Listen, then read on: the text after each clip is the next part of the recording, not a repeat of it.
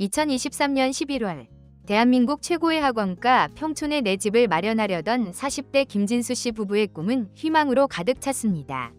1994년에 준공된 372세대 꿈마을 동화, 낡았지만 일기 신도시 재건축이라는 거대한 기대감이 감돌았고 무엇보다 자녀의 미래를 걸 수 있는 최고의 입지였습니다.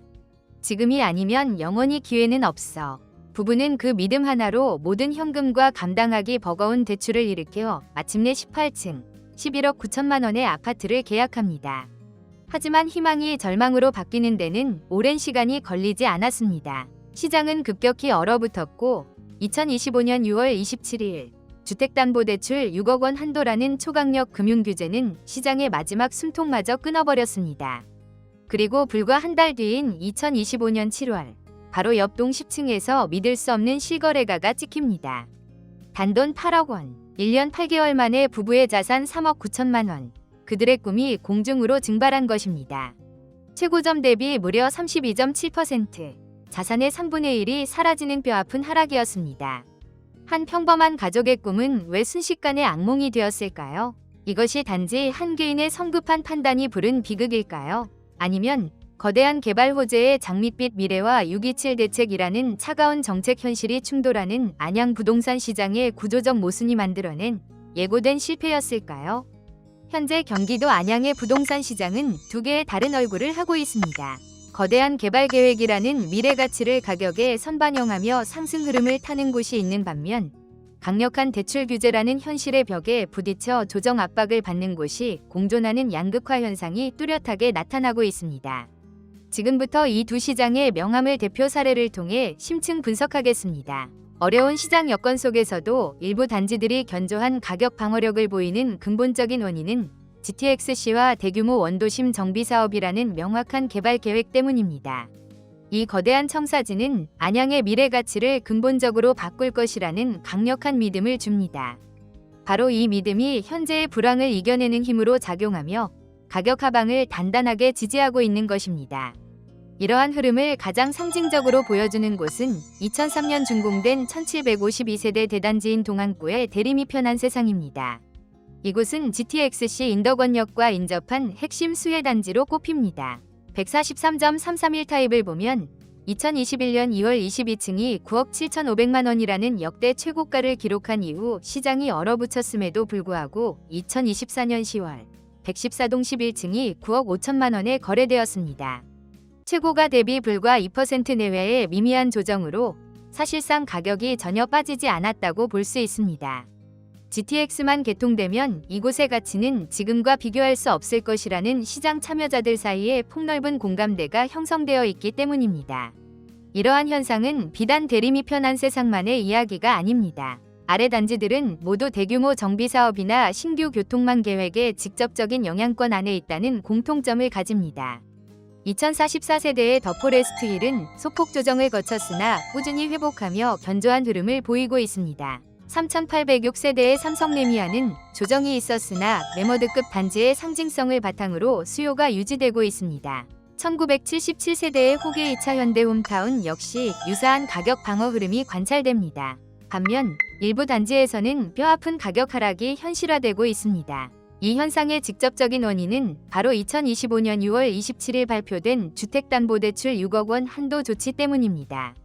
이 규제는 안양, 특히 평촌 신도시처럼 이미 높은 가격대를 형성한 지역의 핵심 구매층인 중산층 가구의 자금줄을 사실상 차단해버렸습니다.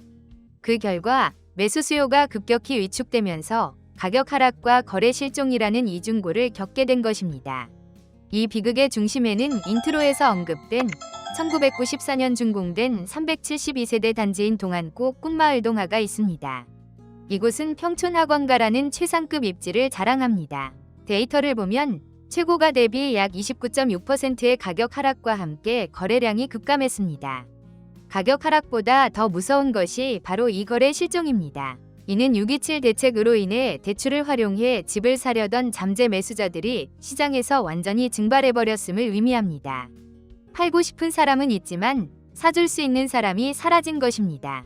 이러한 수요 증발 현상은 꿈마을 동화만의 문제가 아닙니다. 386세대의 꿈마을 권영 3차는 최고가 대비 약 8% 하락, 거래량도 감소했습니다.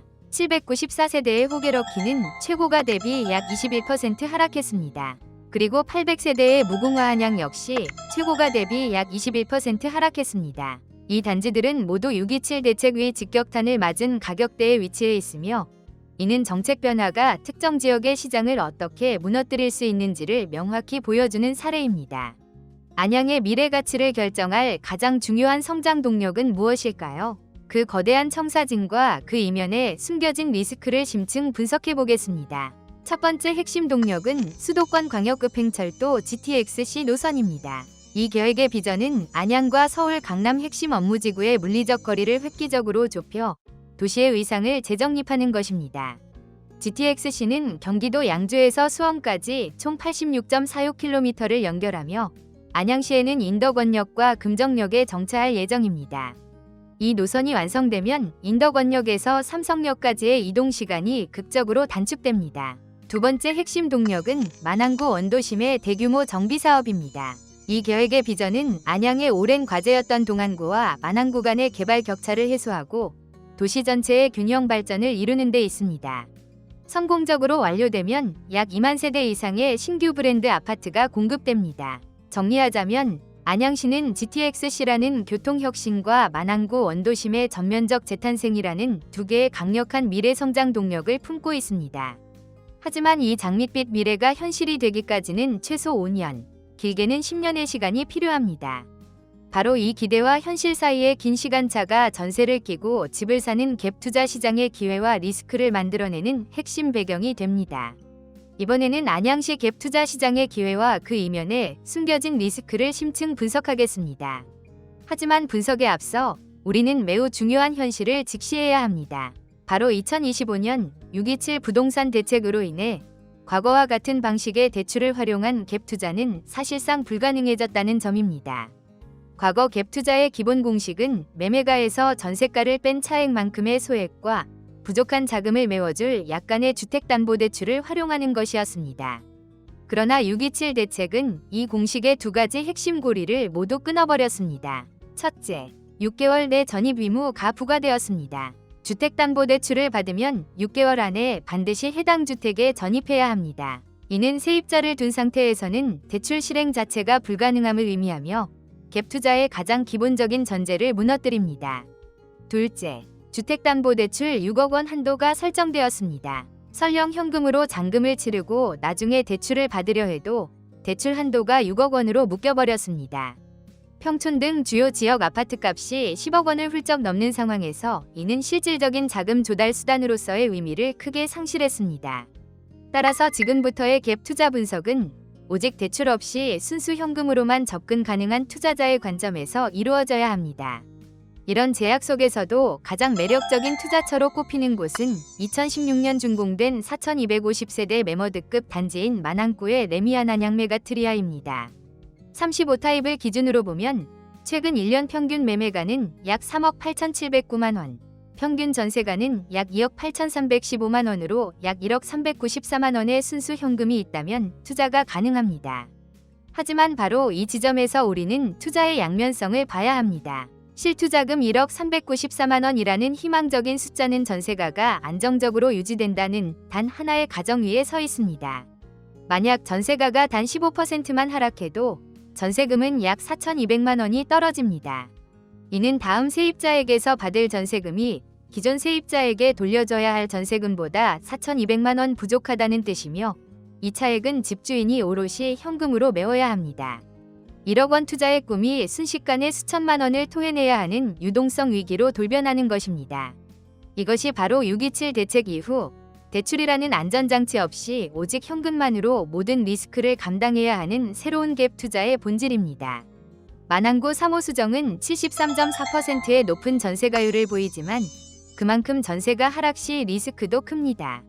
만안구 한승리메이드는 매매보다 전세 거래가 2배 이상 많아 임차 수요는 탄탄하지만 시장 전반의 하락은 피할 수 없습니다. 동안구 평촌 두산 이브리버뷰는 준신축임에도 72.5%의 높은 전세가율은 소액 투자의 기회인 동시에 리스크 요인으로 작용합니다. 결론적으로 현재의 갭 투자는 안정적인 전세 수요라는 기회와 전세가 하락 시 유동성 위기라는 리스크가 공존하는 현금 부자들의 게임이 되었습니다. 그렇다면 이렇게 복잡하게 얽힌 안양 부동산 시장에서 우리는 어떤 원칙으로 의사결정을 내려야 할까요? 시장의 파도를 헤쳐나갈 4가지 핵심 전략 원칙을 최종적으로 정리해드립니다.